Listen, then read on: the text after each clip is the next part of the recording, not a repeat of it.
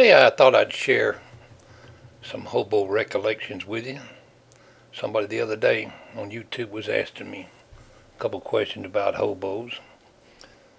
Hobos have often been portrayed in the movies as colorful, carefree, harmless characters.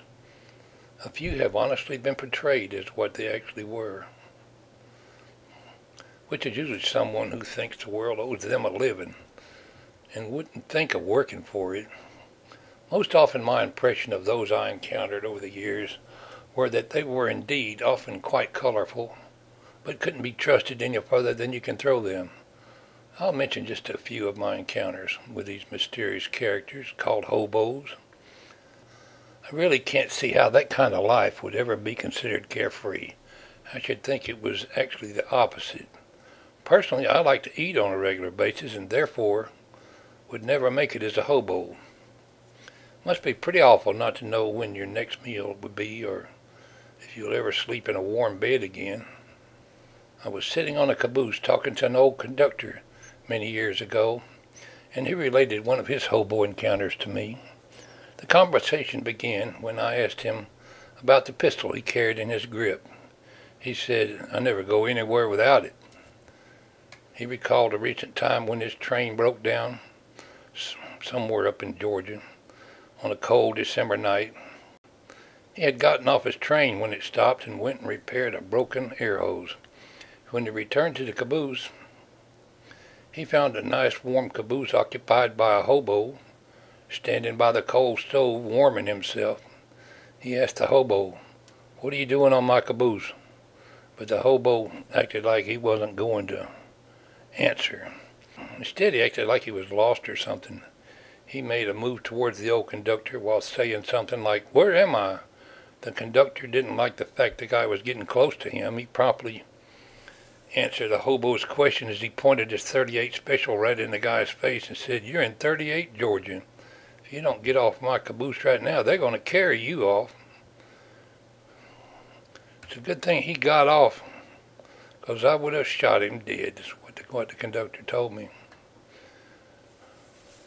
Riding a freight train may seem like an easy way to travel, but when you think about it, it isn't like staying at the Ritz. The accommodation leaves a lot to be desired.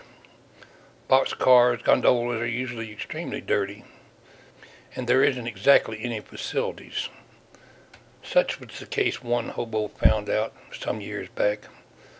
I was working in Atlanta in the receiving yard and was at the Marietta Street Bridge waiting for an inbound train to come to a stop so I could inspect it. The train's cast iron brakes were squealing as they scrubbed the wheels with a loud whoosh of the air as the train slowly came to a halt. No sooner had it stopped when this dust-covered hobo jumped down out of the boxcar he was riding in. I think it was a load of limestone. Limestone's kind of a powdery white stuff, which is kind of the consistency of powder anyway. We were under the bridge, and it had rained most of the day there in Atlanta. He knelt down on the ground of the train yard and began drinking water from a puddle of rain that he was standing in. The old wooden bridge was world-renowned for the large assortment of pigeons that roost under it, and you would pretty well imagine what was all over the ground and floating in that puddle of water.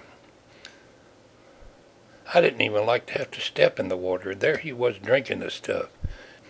Well, it seemed like he was drinking gallons of it to me, and I said, "Bo, do you have any idea what you're drinking?" He replied, "Yes, Mr. Railroad Man, I'm drinking the best water I've ever had. I ain't had a drink of water in 2 days. I've been stuck in that boxcar all this time, breathing pure powder, and I'm a mite parched."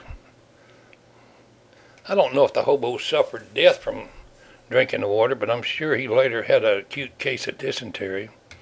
I suspect he learned that day to carry water with him when he traveled around the country in style. One sunny summer afternoon, I was working my way southward, inspecting a train.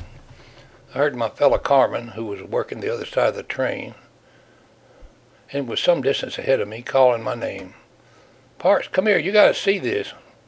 When I caught up with him and looked between the cars to see what it was, I saw a hobo laying on his back his legs dangling off the end of a flat car.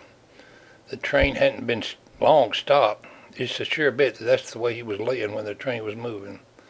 I thought, it's a wonder he hasn't fell between the cars, gotten his legs mangled behind the couplers or something. I said, is he dead? No, he ain't dead. This old buzzard is snoring. I said, wake him up.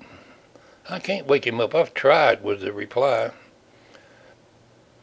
We carried metal rods with a hook on them called pull hooks. They were about 3 feet long. We used them to pull the lids on journal boxes. I poked him with my pull hook and shouted loudly, wake up, Bo! There was no response other than some more snoring. That hobo was drunk as a skunk. Davis, the man I was working with, hauled off and hit the guy hard on the leg with his pull hook. The hobo didn't even feel it. There was a loud thump, like hitting something hard. I began to laugh when I realized the hobo had a wooden leg. That's why he didn't even know they were dangling.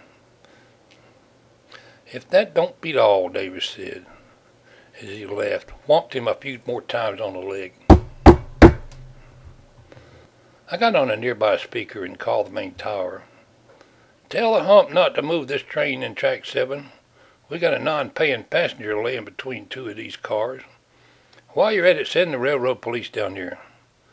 Finally, we got the hobo awake, but he was too drunk to even sit up.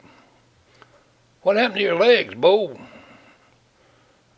I got wooden legs, he replied. I laughed and said, we know that already. What happened to them?